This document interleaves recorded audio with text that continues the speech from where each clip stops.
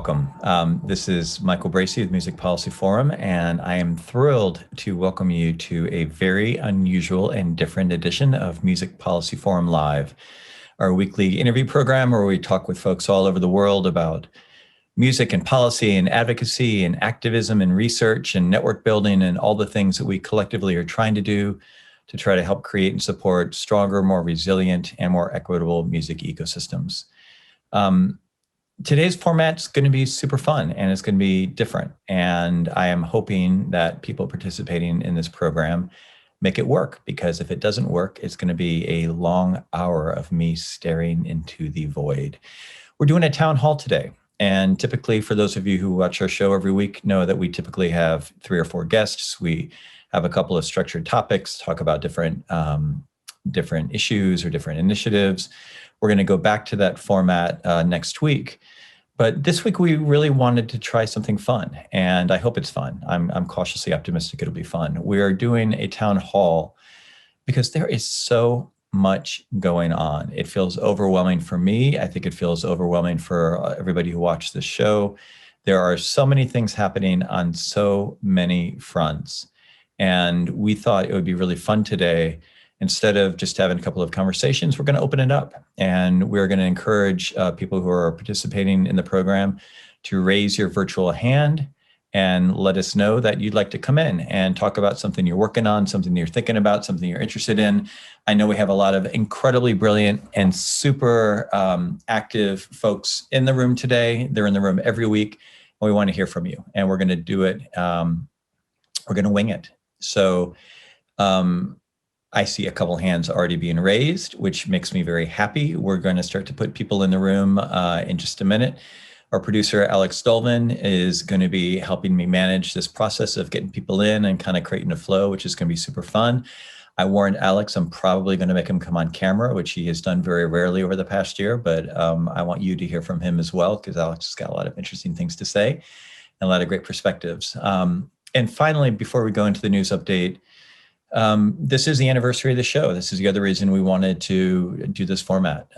We've done this show for a full year. I think we took a couple weeks off here and there, but I think this is like our 46th or 47th version of it. We've had over 125 guests throughout that period. We have all of our programs archived on the Music Policy Forum website. If you are curious to go back, and you can search it by topic or by speaker or by date. And again, we've done this because people have watched it and have really been incredibly kind with their feedback and their response. So if you are inclined, you don't have to go on camera, but if you do want to just put your name and your location in the chat so people know who's in the show and who's in the room and who's joining, where everybody's joining from, feel free to do so. I would love to see some hands come up when we get to that part. And we'll go ahead, and Alex, Storm Glore is going to kick things off because Storm's got a lot to talk about. But before we get to Storm, again, most of you are following this stuff, but it's been a crazy week in Washington, and it's going to just get crazier. We now have 3 sort of initiatives that are moving, really more than the 3 at this point in terms of what's happening here with federal policy.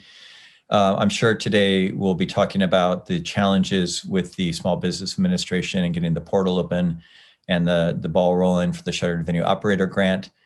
We also have the continued movement on the infrastructure package and some pretty important decisions, procedural decisions that are coming down the pike. They're going to determine whether or not the Senate will be able to pass this infrastructure package under essentially what's called a budget resolution, which means they could essentially do it with all Democratic votes, or are they going to need to get 60 votes and make it a purely bipartisan package? So there's going to be a resolution on that shortly, but it's looking, the tea leaves look like they can do it under a budget resolution act, which would allow them to pass it with just Democrats. And then earlier today, President Biden released his proposed budget for fiscal year 2022, which again is going to be running, the appropriations process is going to be running in parallel with the infrastructure debate, and all that stuff is going to be wrapped up this fall. So you've got the parallel funding packages being debated and fleshed out. And again, the challenge for all of us, as we've talked about, is where do we fit into those packages? How do we think about the work that we do as core infrastructure, which again, we all understand that it is and think that it is, but how do we make that case? If there is a $2 trillion package, where do we fit into that world? And again, on the appropriations side, we're going to be looking at funding for arts and education. We're looking at funding for National Endowment for Arts and Humanities. We're looking at all the different places that federal spending overlaps with the work that we do, especially around things like an expansion of the community development block grant, things like that we're going to see out of this administration. So lots going on. Let's try to have a fun time with this hour. We'll roll the dice. It'll be great. Storm Glore, welcome. Hello, Michael, and happy birthday. 1 year, can you believe? A bit ago, but yes, I appreciate that. Oh, no, for Music Policy Forum. Oh, I thought you meant me. Year. No, I was like, what did I forget? Yes, happy birthday for the show. Thank you so much, Storm. I appreciate that. It's also happy birthday for Neva. We had a lot of things happening around the same time. It's exciting. So you've got a big event coming up. I'd love for you to talk a little bit about what's happening with Amplify this year. You bet. Shortly after your program started last year, after Music Policy Forum, Gigi Johnson, my colleague at UCLA, and I got this wild idea, crazy idea to gather together from 25 countries and 28 states in the U.S. and over 100 speakers to talk about back then how we were going to be resilient from all these pandemic happenings. And sad to say that at that time we were thinking, oh, what will it look like in September when we reopen? But that wasn't the case. And here we are, pretty much a year later to the day, we're going to hold our second Amplify Music Conference. I'm surely Alex can drop the link in the chat, but he's worked closely with us on it too. And we're getting the band back together, so to speak. This year, we won't be talking so much about resilience as we did last year, but more of a future look. What are the next few months ahead? And as you just iterated, that there's changes daily to what that look might be for the rest of 2021 and into 2022. We've got close to 30 panels. It's April 21st through 23rd, and just over 100 speakers as well. Topics include music tourism, nightlife, policy. We'll even have a panel where we gather together a bunch of students and get their thoughts on what they're thinking about the months ahead. So I'd invite everyone to join us. In fact, I see some of you will be panelists there. And Michael, we're glad to have you aboard again. It's like we're going to have the Justice League of minds when it comes to music policy around music cities, and we're really looking forward to it. And I thank you for giving me a chance to talk about it. We hope to see everyone there. And if there are any questions, by all means, message me here, or I'll drop my contact information in the chat. But thank you, Michael. No, we're excited for the conference. It's really really well curated, really well thought out, a really interesting, lot of global perspectives, just a lot of, it's a good mix, I think, of sometimes we get into the box of talking to each other too much. So it's good to get, a lot of folks who we wouldn't be hearing from every day and get some different viewpoints and ideas. Certainly it's certainly exciting times and a lot to talk about. Before I let you go, how's the semester going? How are things going with school? How are your students doing? Is everybody hanging in, or are you still remote, or how are you kind of balancing things this semester? Thanks for asking. We are remote still, but CU Denver's plans currently are to be face-to-face in-person classes next year. The students, they are so anxious. I took a survey last week, in fact, and they are so anxious to get back in venues. And I imagine they'll be there the day it's possible. And you know what? I think a lot of people are stressed out. They've had enough. They're burned out on what life has been like for the past year. So I think that's sort of the tenor right now. But again, as you mentioned, there's some things happening. There's some positives here in Colorado. There's a lot of moves toward reopening and getting back to normal. So we're feeling pretty good about the future, but ready for it for sure. Awesome. Well, Storm, congrats on Amplify. Congrats on the semester, and appreciate you popping in. Sure. All right. And Alex, come on camera, because you and I are going to have a little chit chat where we're waiting for all of our other town hall people to get their hands up and come jump in, because I've got some smart people here. I'd love to hear their take on reopening. We've got some festivals that were announced this week that are coming up. We've got, I'm sure, some people with some experiences around SOS applications that they'd like to talk about. There's a lot of brain power in this town hall. So, please don't be shy, people. Let's get your hands up and get in there. Otherwise, Alex and I are going to try out our barbershop duet that we've been working on with Alex. You'll take high harmony, or you're going to go low, or are we going to do this? No. So Jeff Betton, thank you for raising your hand. And why don't you come on in and talk a little bit about what's happening in Pittsburgh. I do, though, Alex, before Jeff joins us, kind of teasing aside, you've been so interesting. It's been so interesting to have you as part of this process, because, again, you started this work in your final semester at UCLA, graduated last summer. Now you've been kind of just trying to navigate life as a recent graduate in the midst of a pandemic, just trying to juggle lots of stuff, carrying these issues, thinking about these issues, just through your work with Amplify and with us. What are some of the things that you're kind of taken away? And are there any, this is a totally unfair question, but as you think about, like, I think about all the students who, have been working to kind of get to this point that you're at, that are just trying to figure out, how do we navigate this? Like, what does that look like? And do you have anything that you'd care to share or reflect on, in terms of that?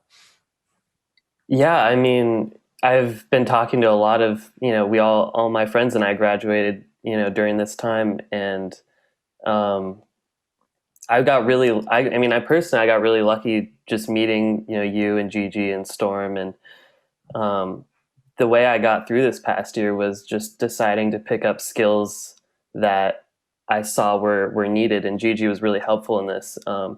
But all these people are going online. People don't know how to use Zoom very well.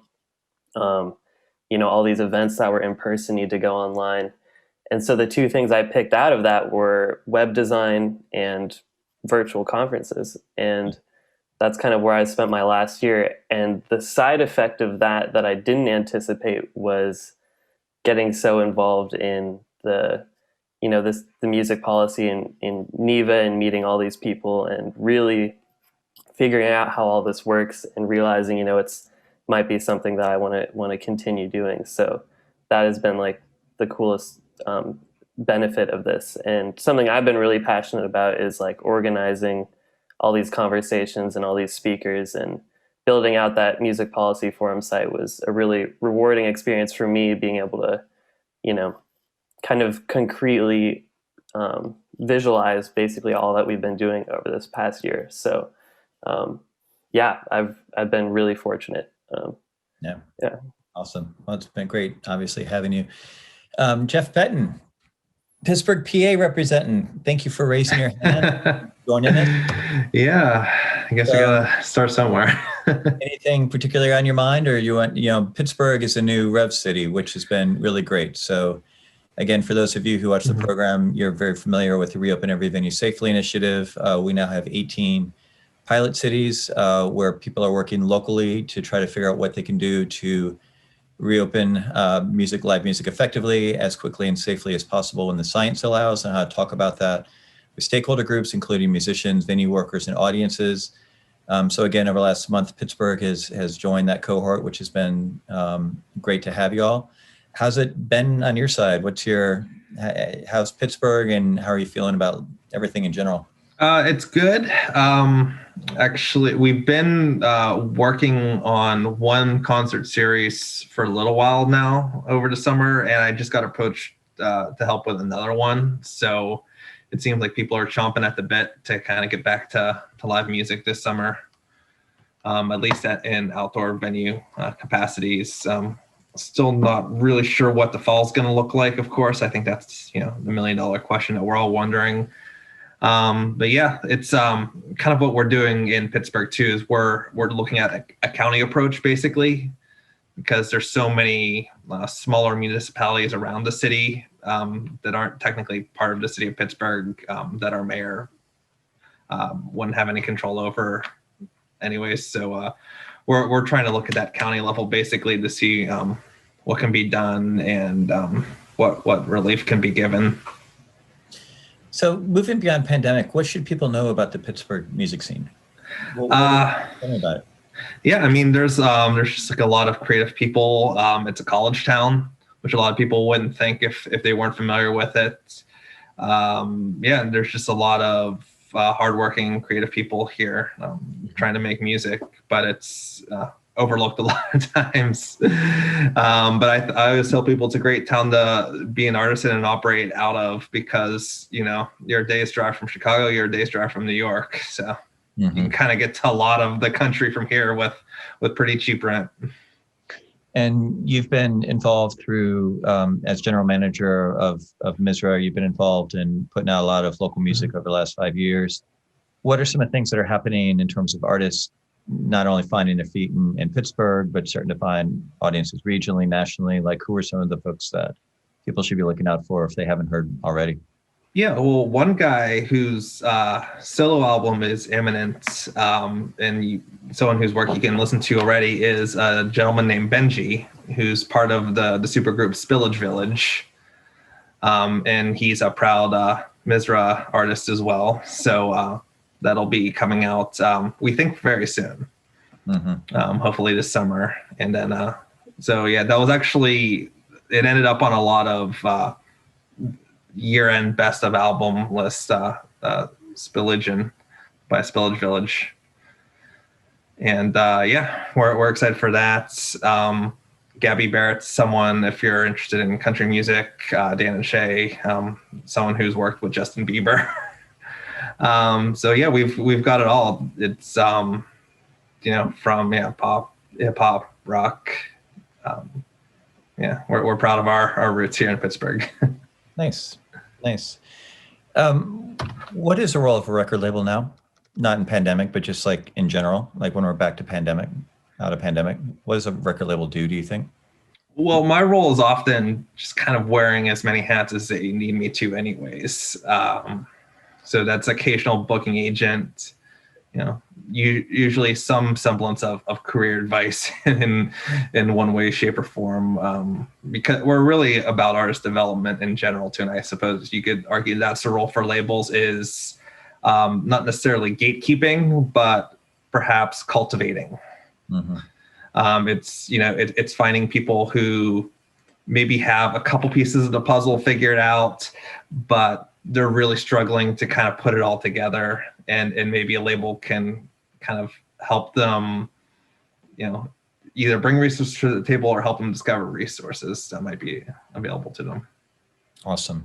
I'm going to ask Jeff one or two more questions, and I want to see more hands up, or else we are literally, I'm just going to stare into the void, which is this show. I'm happy that we're trying this format, but this literally is like the dream where you're going to college, but you're not going to college. Like, why did I enroll in college? And I have no idea what I'm doing. So thank you, brave people, for raising hands. So we've got a couple folks, but Jeff, just sort of, on the way out, think about, or I'd love to hear you reflect on sort of regional partnerships. I think we're seeing, especially when we come out of COVID, as we get back to touring, there's going to be, my assumption is there's going to be more and more of an emphasis on, maybe not national touring, but just sort of like building these networks among towns. And I know you've done work in West Virginia and Ohio.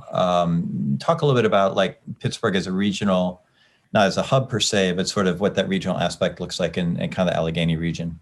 Well, I think that'll be really helpful. And we are kind of in that corridor, kind of coming up from West Virginia and Appalachia, and also into the traditional Rust Belt region in Northeast Ohio. And so I think that's going to be really important. We've got a lot of great partners in Cleveland. Youngstown's a wonderful town. And I think that's a great way to really build out in a region where I think a lot of the cities feel like they don't get a ton of attention. And it looks like Mark's got a question too. So if we want to bring him in, I can maybe dovetail off of that. But yeah, I think not to speak for people in the towns, but I mean, I think it's a little bit of a Midwest Rust Belt thing where you have a chip on your shoulder and you kind of want to prove yourself. So I think that'd be great to join forces. And yeah. So welcome, Mark O'Shea. I assume you're coming in to talk shit about Pittsburgh. So is that? By the way, I'm a baseball fan, not a football fan. So if you want to talk Indians and Pirates, that's. No, I don't need to say anything about football other than what was said last year, a couple months ago. It's simple, Jeff. I'm just trying to figure out how you come into the Pittsburgh Pilot here. Mm-hmm. So you run a record label, correct? Mm-hmm. Yeah. And you said part-time a booking agent. Is that because you help bands on the label book shows, or you help them get gigs? Yeah. Or do you work with a club? No, I don't work with a specific club. I just I just try to help people get shows either around town or it's been a long time since I've tried to book a national tour, and I probably have no interest in attempting that again. But especially just kind of like connecting the dots, I feel like that's kind of what we specialize in. Although I would say trying to book a national tour these days might get interesting if you had the complete list of all the NEVA members.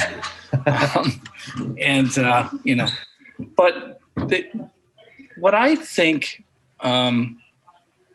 because I'm from Cleveland, I started going to shows in Pittsburgh in like 81.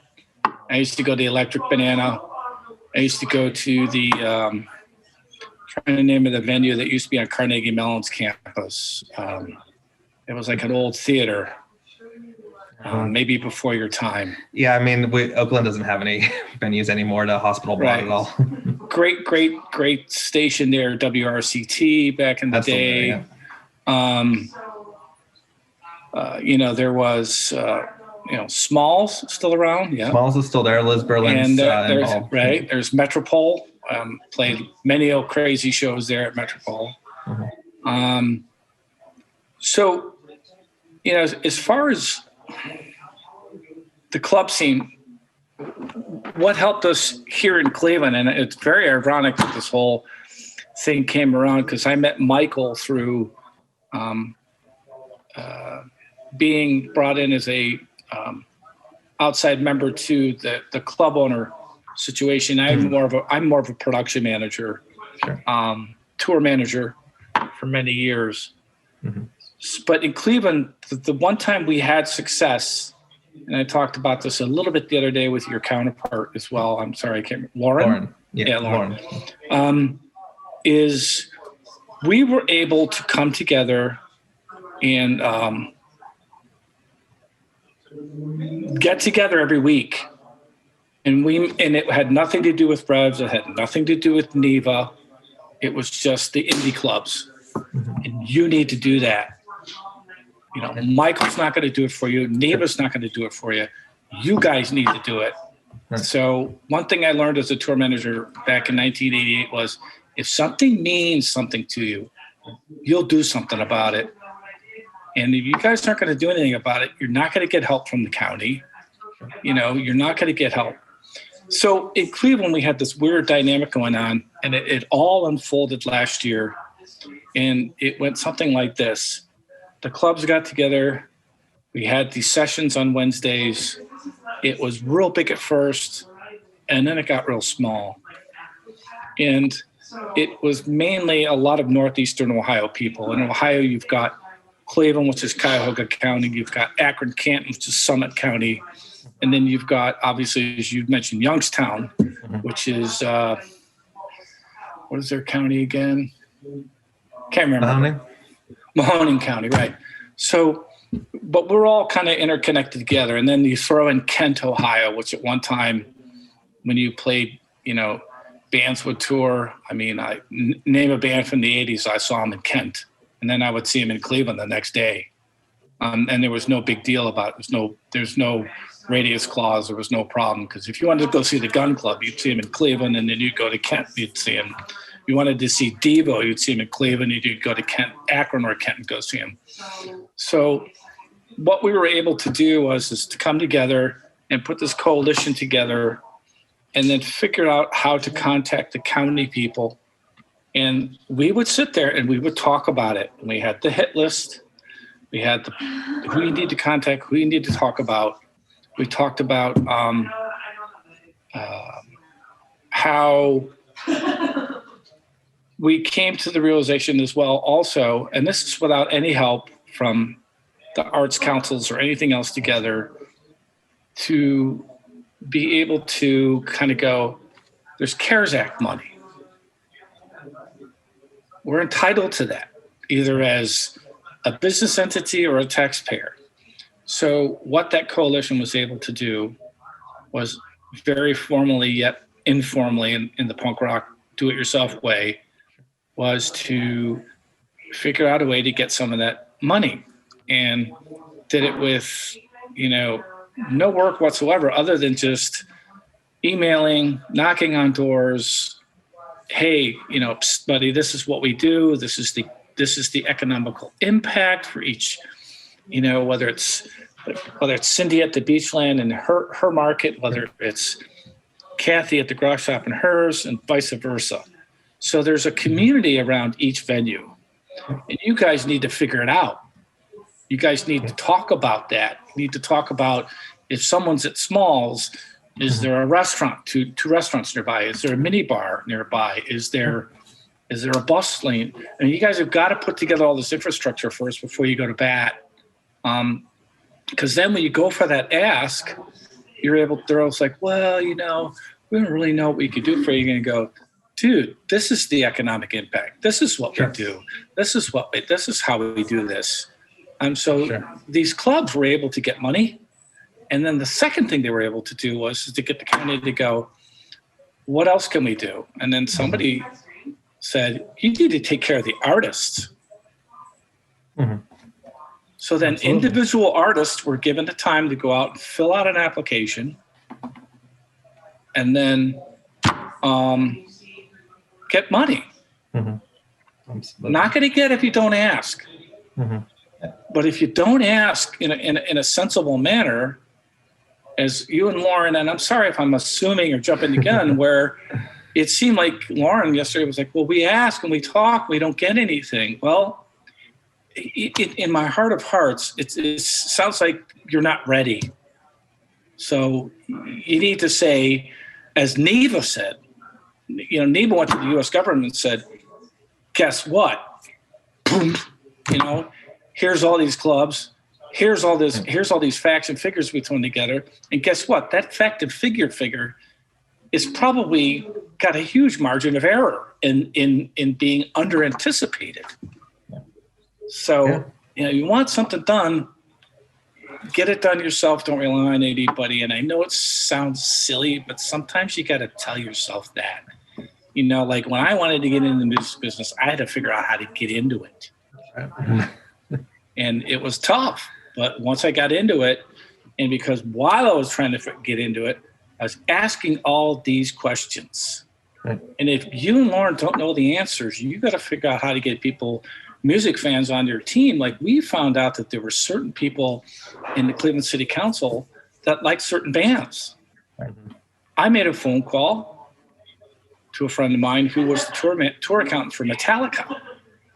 Oh, wow. And he had a certain member of Metallica call that person and say, do something.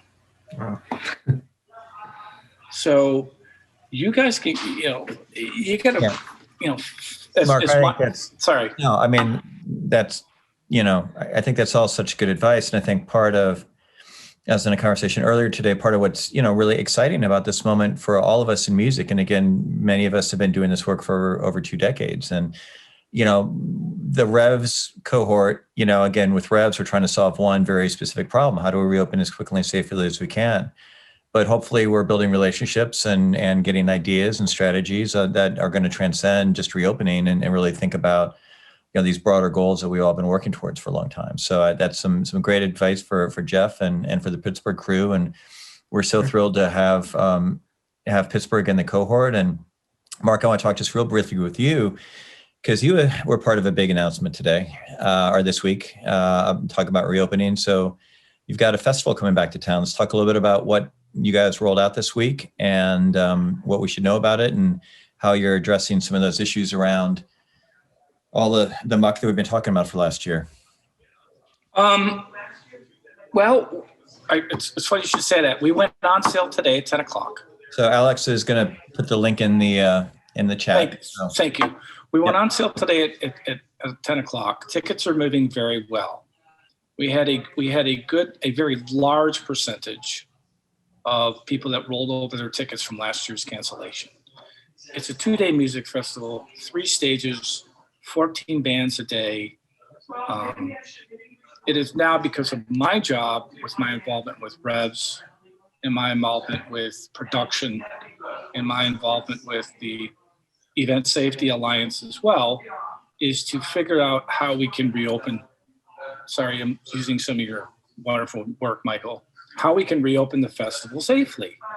So what I am doing at the moment is I have been compiling through tons of information and data and study a reopening document to be able to submit to, as my turn came up last year, the governing bodies of who's involved to help us run the festival safely, whether it's the venue itself, whether it's the local city, whether it's the county, whether it's the state, or it's the federal. So now you got levels, multiple levels of people that you have to do. You're dotting your I's, you're crossing your T's, you're trying to figure out how to do it safely, scientifically, and to make that communication to your audience, to give them that confidence that you're going to be doing this safely. Yep. And what we're doing is we're going to be doing masks. We're going to be doing everything that's correct. We're going to be following our rules as far as what's in effect at the time. Right. Because if we get below a certain number, and I think in the state of Ohio, it's 50 cases or 50 cases. I think it's 50 cases per 100,000 residents. Governor Mike DeWine is going to reopen everything. No exceptions. Because at that point in time, as the health director for the state of Ohio said, you could have 50 people per 100,000 with the flu. So we're doing really well with vaccine rollout in Ohio. We're doing very well, especially in the county where our festival is being held, Cuyahoga, which is Cleveland. So simple to say, because I know you might want to get going here, is we're not in a hurry to make a bad decision. We're not going to pull any knucklehead moves. I've been working on this for a long time. And I'm taking another Event Safety Alliance course, and anybody who's going to be doing what I do, you better know who that organization is and what they're doing. And then I'm also taking another COVID compliance officer training course, which now is available for live events, not just necessarily movie shoots, television shoots, or whatever. It's now based on live events. That's cool. Is there any kind of validation, or is there any kind of certification, or is there any governmental institution backing this up at this time? And the answer is no. But I think that you'll all find out that there's a lot of your city and county folks that even in their health departments are still looking for direction and still trying to find their footing because they don't know, they didn't know. And guess what? There hasn't been the situations where they've been able to evaluate holding an event, studying the event, and analyzing the data. Yep. So there have been certain situations where that has occurred, and yet we'll figure that out. So I hope that helped you. Super helpful. Congratulations on the announcement. We also were excited to see Our friends in Boise had their announcements around tree fort coming back in the fall, and then again in spring of 2022. So we're starting to, it's getting real. We had the first 930 Club announcements this week. Our dear friend, Tao Nguyen, who many of you know or have seen in our programs, Tao is going to be at 930 Club in September, which is going to be a big date for us here in DC to circle. And, you know, it's just happening. It's getting real. And Danny Grant, thanks for joining. You mind turning your camera on?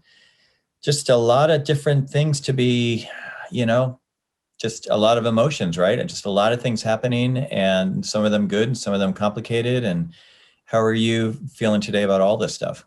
And you're muted right now, but just big picture, like, how's Danny Grant today? It's kind of a stressful time, actually, and I should be excited because I feel like things are really opening up. Colorado's talking about 65% vaccinated by mid-May, and their choices about how we're handling things are following suit. But it's really kind of happening more quickly, and we're not quite prepared, I think, mentally, and we're not quite prepared staffing wise. So there's a lot of things that are coming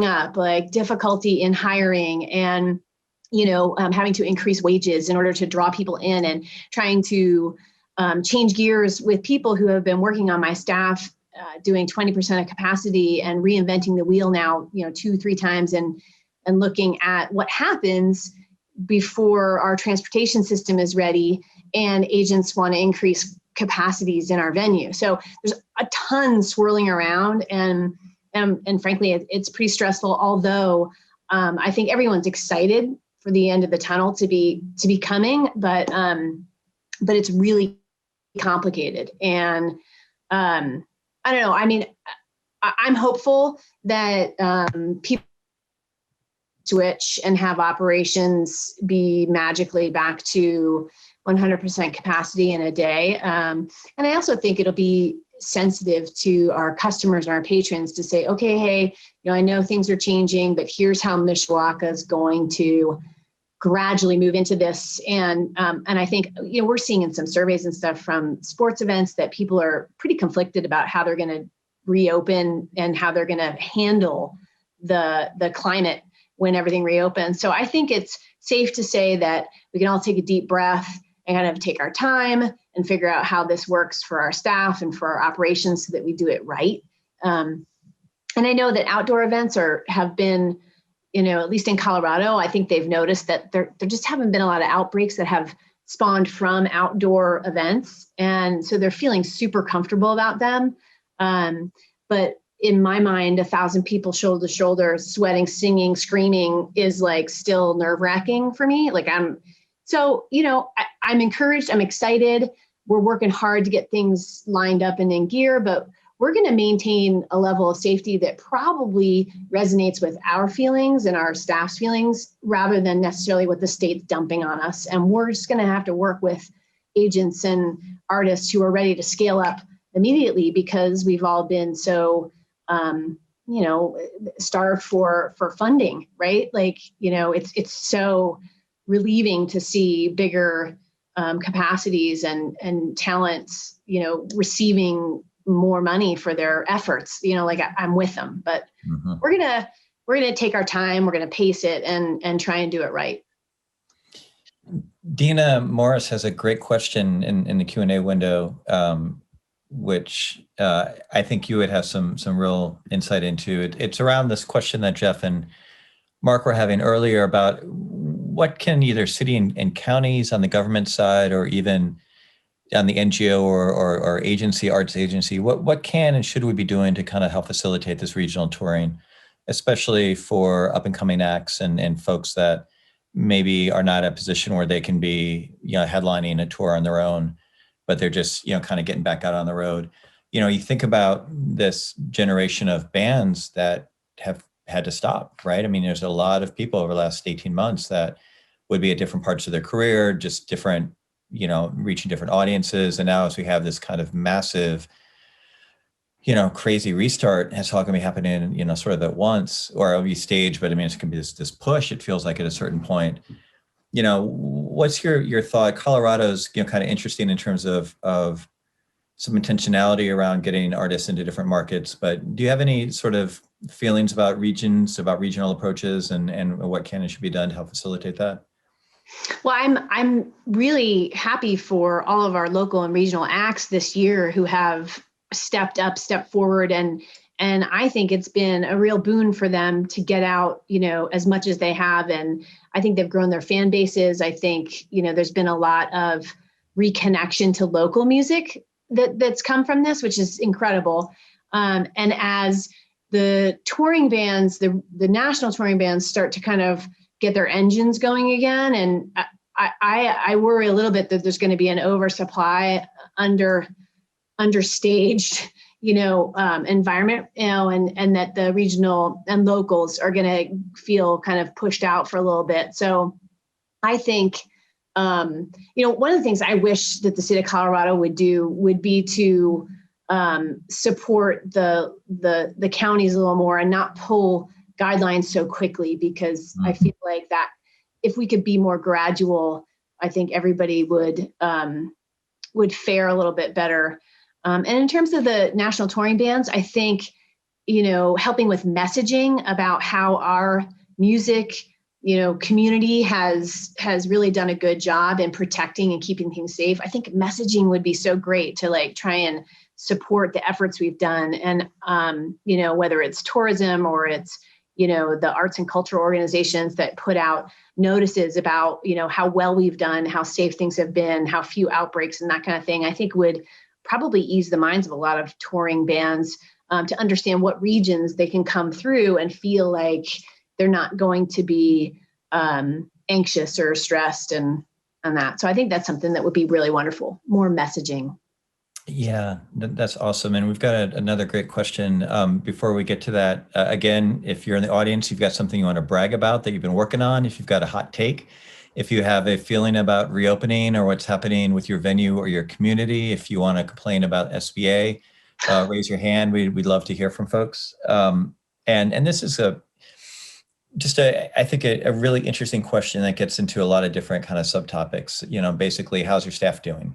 So you referenced that a little bit, but do you lose a lot? Are they anxious? How are venues appropriately reemploying folks, training, supporting? And and I would just add to that, I think part of what's going to be fascinating about the next couple of years as the Biden administration comes together is I think we're going to have more serious conversations about work in general, and the fact that and general access to services, and whether that's economic services, whether that's public health and access to physical and mental health services, access to just hopefully we're going to be sort of looking more at people as human beings and all the kind of holistic needs that we have, and less as sort of cogs in some sort of economic machine. But how are your what is your sense of how your people are doing, and what's that sort of balance? I know you've spoken about it a little bit, but just go a little bit deeper if you don't mind. Yeah, it's a pertinent and fantastic question. I just spent some time talking to Scott Halter from Louisville this morning just about this topic. And,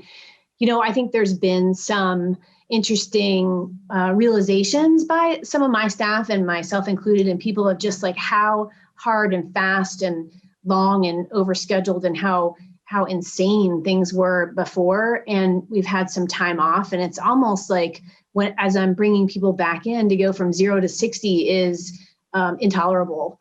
And I think some people have really reevaluated how much time have I been spending with my family? How much time have I been spending on my own mental health? And, what are my priorities? And, and now that I'm coming back when you need me, Danny, what's the new deal for us as we re-enter the workforce? And I think it's a valid question. I think it's something that we all should consider, is how hard and fast do we need our people to go, and what's healthy and what's unhealthy. And I actually, it's almost like being out of shape. I'm out of festival shape. 3 days in, I'm I used to be whatever, get me another coffee, here we go. But now, I feel like I'm anxious about so many hours and what's happening with my people. I mean, interns used to churn, for 4 days, and now I'm trying to figure out how can we reset the expectations for,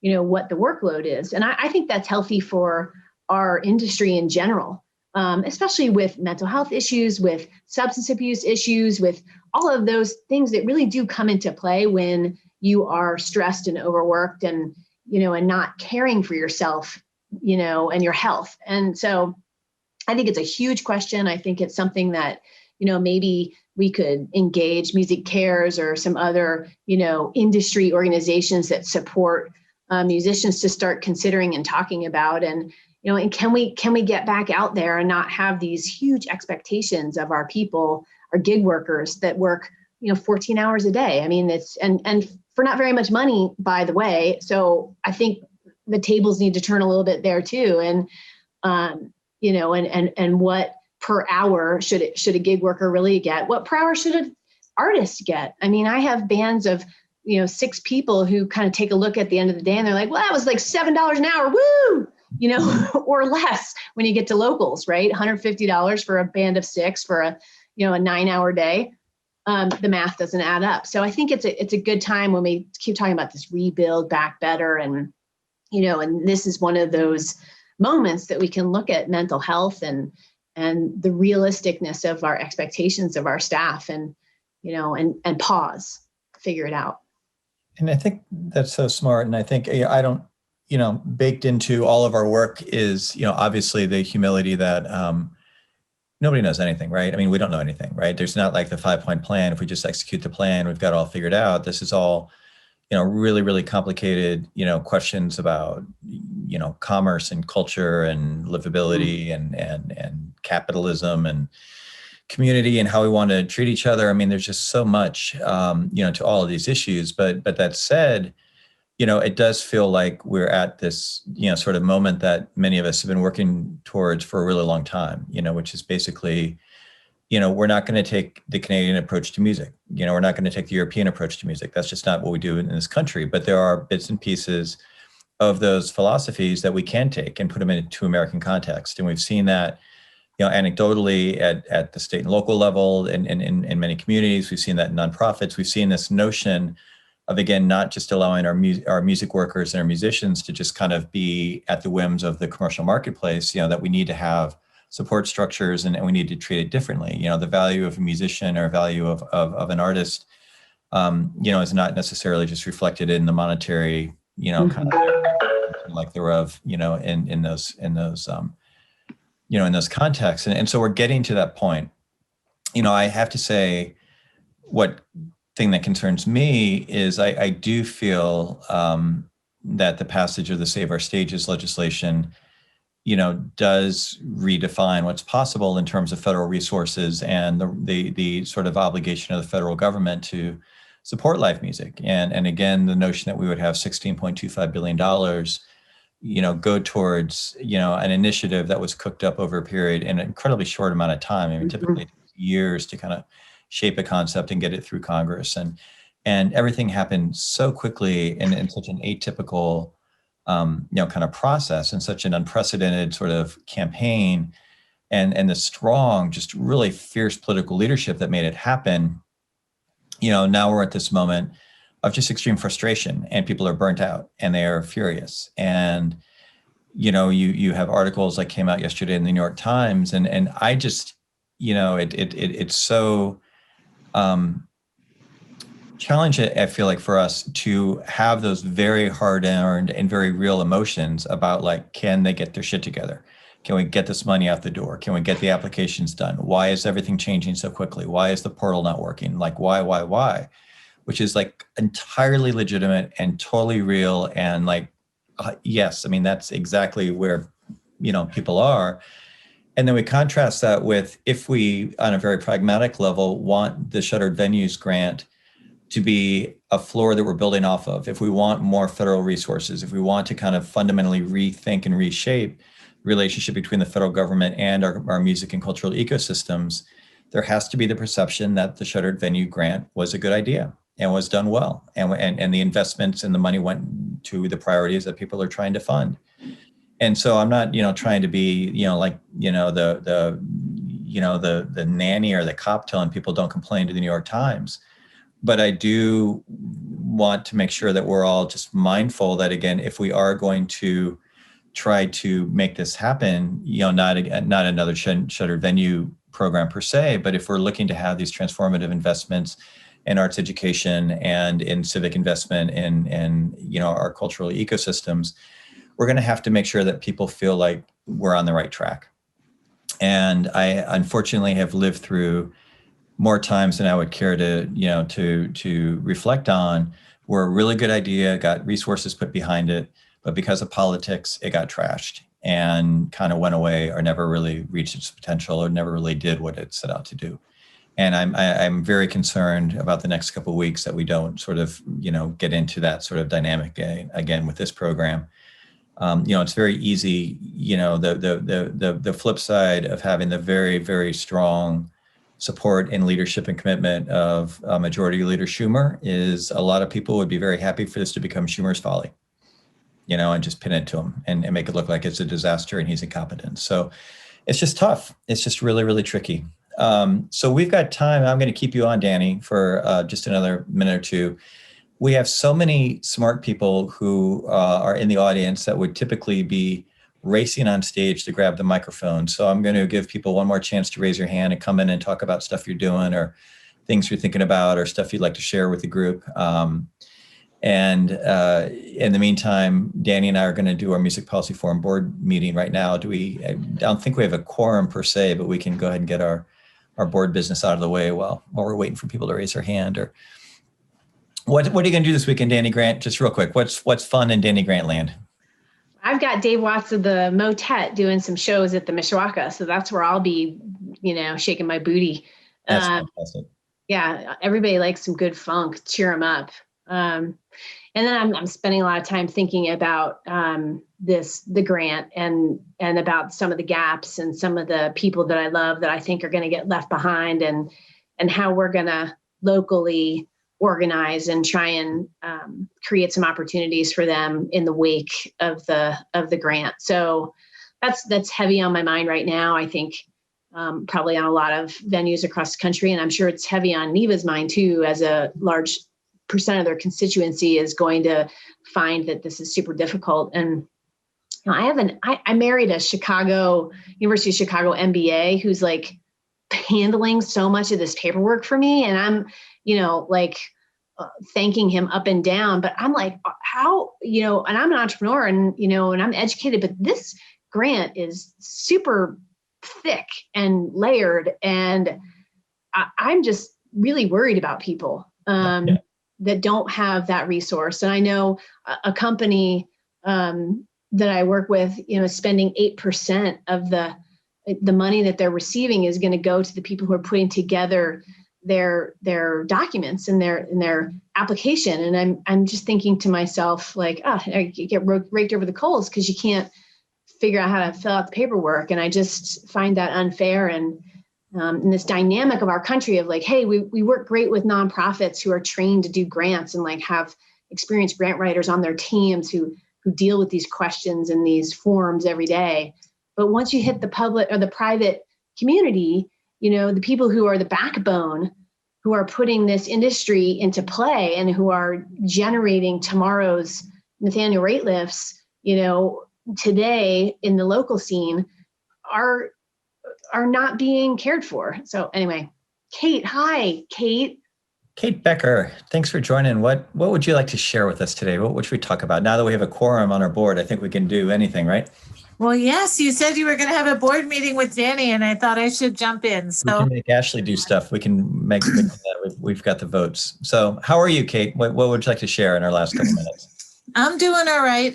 Danny, the issues you're highlighting, so important and so very real. Our small venues are trying to figure out how are they going to have the capacity to actually apply for this. So, and Michael, I do so appreciate what you're saying. I'm keeping my eye on the long game, right? Like, yes, it is a very frustrating time. And to your very points, if this thing gets mud all over it, how would we ever have a second shot at something like this? So it's really, I'm hearing both of you and valuing what you're saying, because it is a time right now. So my inbox is flooded with people imploring me to help them figure out what to do, given that the system is shut down and they are at breaking point. And so it's a critical time.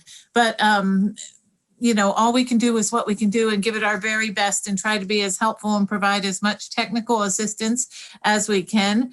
But you are right, Danny. This thing was built for the nonprofit sector, and the private sector does not know how to navigate such a complex grant process. And you are also right, Michael, that we need to uphold the amazingness that a $16 billion act is for the private sector, and give them a little window and grace to figure this out and come back to the sector and the venues and everyone who's waiting on this funding. So, yeah. And I'm thinking this is so, obvious, but, I know we've talked about this in previous programs, but just, we're coming out of an administration that actively tried to sabotage programs that Congress supported that they didn't support, right? I mean, they actually tried to muck up the works. And that happened across, many government agencies, many programs. And that's not what's happening here. What's happening here are that people who don't have the bandwidth and potentially the skill, the resources, and the time, the runway to build and implement something they have not been put into position to succeed, because they don't have the time, right? I mean, because we have to move as fast as we can. So, I appreciate what you said, Kate, and I echo that, just trying to, make sure just that people know that it's not because of lack of will. It's nothing, there's no sabotage happening. It's just this is really freaking hard. Yeah. Well, Kate, I want to just real quick, before we bring this to a close, and this was fun, and I appreciate everybody who raised their hand and jumped in, and we're never going to do a town hall again, but it was fun to try once. I want to give a shout out because I think the person who will get the ribbon for our most consistent program attendee is someone, Kate, extraordinarily well. And it always makes me happy when I see somebody registering for the program every week. Do you care to guess who I'm thinking of? Well, since I can't see the program attendees, well, I can now that you made me a panelist, but I haven't looked. As an attendee, I suspect it's my mother and father. It is.